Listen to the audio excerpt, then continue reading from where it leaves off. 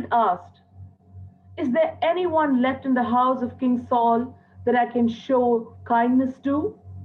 And there was a servant of King Saul whose name was Ziba. And Ziba was summoned to King David. "Are you Ziba?" he asked. And Ziba answered and said, "At your service, Lord."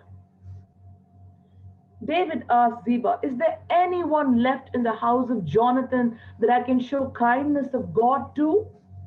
And Ziba answered, "There is a son of Jonathan, but he is crippled at his feet." "Where does he live?" asked King David. "He lives in the house of Machir, son of Amiel, at Lodebar," answered Ziba. David quickly sent men and had him brought from the house of Machir, son of Amiel, at Lodebar. And when Mephibosheth came into the presence of King David, he fell flat on his face and did obeisance. David said, "Mephibosheth." And Mephibosheth said, "I am your servant, Lord." David said, "Mephibosheth, don't be afraid.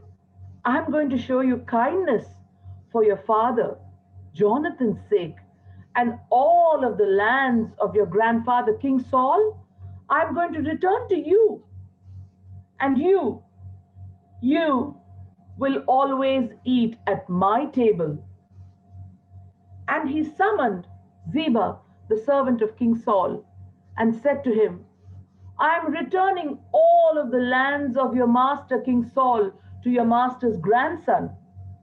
You and your sons and your servants, you will till the land for him and bring all the produce in, so your master can never go hungry.